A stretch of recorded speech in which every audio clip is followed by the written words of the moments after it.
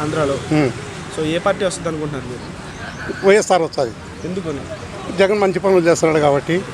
జగన్ చేసే పథకాలు అయితేనేమి న్యాయం జరగని కుటుంబం అంటూ లేదు. జగన్మోహన్ రెడ్డి ఒకటే అడుగుతున్నాడు, ఎక్కడ మీటింగ్లు చూసినా ఎవరిని తిట్టాడు, ఎవరిని ఏమన్నాడు.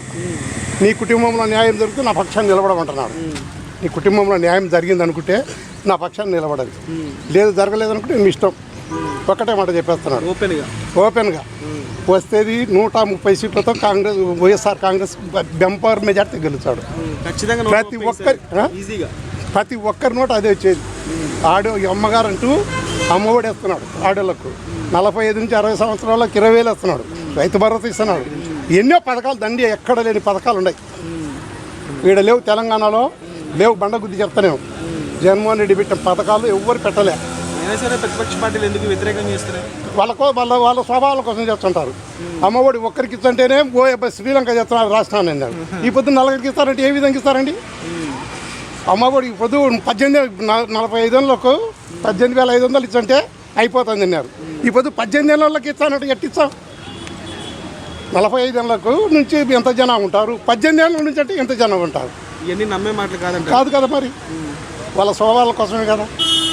బాబు గారికి జగన్ గారికి తేడా చెప్పండి, ఏం చెప్తారు మీరు? బాబు గారికి జగన్ గారికి తేడా ఏముందంటే ఆయన చేసే పథకాలే కదా తేడా. బాబు గారి ఇప్పుడు ఈయన జగన్ చేసే పథకాలు బాబు గారు చేయలే. గతంలో ఆయన చేసిన హామీలు ఒక్కటి ఇయ్యలే. ఇంటికి 2 కలర్ టీవీలు అన్నాడు, ఇయ్యలే. ఇంటింటికి ఉద్యోగం అన్నాడు, ఇయ్యలే. నిరుద్యోగ భూమిత అన్నాడు, ఒక్కటైనా ఇచ్చినాడని చెప్పము. ఓటు కోసం చెప్పే మాట బాబు గారు అంతే. మరి ఇప్పుడు జగన్మోహన్ రెడ్డి అంటావా చెప్పినట్టు చూసా తప్పకుండా చేసినాడు.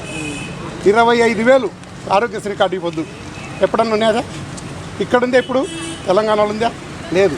ఆంధ్రాలో 25,000 ఆరోగ్యశ్రీ కార్డు పెట్టాం. ఎంత గొప్ప పనులు చేస్తున్నాడు. రాజన్న రాజ్యం మళ్ళీ తీసుకొచ్చి గ్యారంటీ. ఈ పొద్దు కూడా పేపర్లు ఎంచేజ్మెంట్ వచ్చింది. ప్రతి కుటుంబంలో చదవాలి. చదువు, వైద్యం ప్రతి ఒక్కరికి కావాలి. ఇప్పుడు ఆంధ్రాలో ఇంటింటికి డాక్టరు, ఊరికి ఆనుకోతుంది. పరీక్ష చేస్తున్నారు, అక్కడే మందులు ఇస్తున్నారు. సీట్ రాసేదిలే, అక్కడికక్కడే మందులు ఇస్తున్నాడు.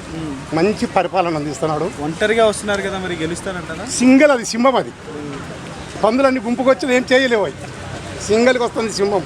వస్తుంది ఛాన్స్ దాంతే. వాళ్ళ తిరుగులేదు. నా బట్టి వెళ్ళంతమంది నేను ఆర్ట్ పేషెంట్ను. రూపాయి ఖర్చు లేకుండా 2 మాట సెంటే ఇచ్చుకునే అంటే ఏంటి? అలా నాన్న పుణ్యం. చెప్పండి. ఈ పొద్దు నాకు ఈ పొద్దు 75,000 వస్తుంది, 76,000 వస్తున్నాయి ఇంటికి. ఎందుకు వస్తుంది? నేనేం పని చేయలే. నిష్కారణంగా కూర్చుంటే నా భార్యకి ఇచ్చే పింఛన్ నాకు మొత్తం ఏదైనా కానీ 76,000 వచ్చింది. చంద్రబాబు గారు ఇచ్చినాడు నెలకు, సంవత్సరానికి అండి. మళ్ళా అబద్ధం ఆడు. అంటే ప్రభుత్వం నుంచి నువ్వు ఫ్రీ స్కీమ్లే కోరుకుంటున్నారా మీరు? ప్రభుత్వం నుంచి మరి ఫ్రీ వస్తున్నాయి కదా, నాకే అందరికి వస్తున్నాయి. ఇప్పుడు రెండోసారి కూడా ఇప్పుడు ఏదైతే డెవలప్మెంట్ గురించి ఎత్తి చూపిస్తున్నారు ప్రతిపక్ష పార్టీలు, డెవలప్మెంట్ లేదని.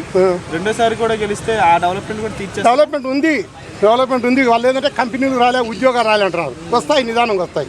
దీనికి ఇప్పుడు ఎన్ని నెలల తర్వాత వచ్చింది? ఈ పొదటికి ఇంకా కంపెనీలు ఇంకా వస్తానే ఉండేవి.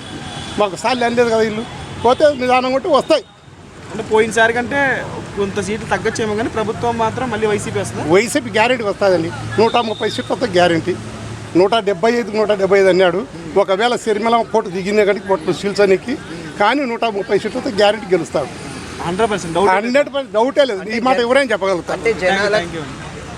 అంటే జనాలకి ఫ్రీ స్కీమ్లే కావాలా? డెవలప్మెంట్ కావద్దా? డెవలప్మెంట్ అయితే అది డెవలప్మెంట్ అయితే మనం అనుకుంటే కాదు కదా. డెవలప్మెంట్ కూడా చేయాలని ఆయన కూడా ఉంది కదా. ఇప్పుడు విదేశాలు పంపిస్తున్నాడు పిల్లలు చదువుకోమని, అది డెవలప్మెంట్ కోసమే కదా.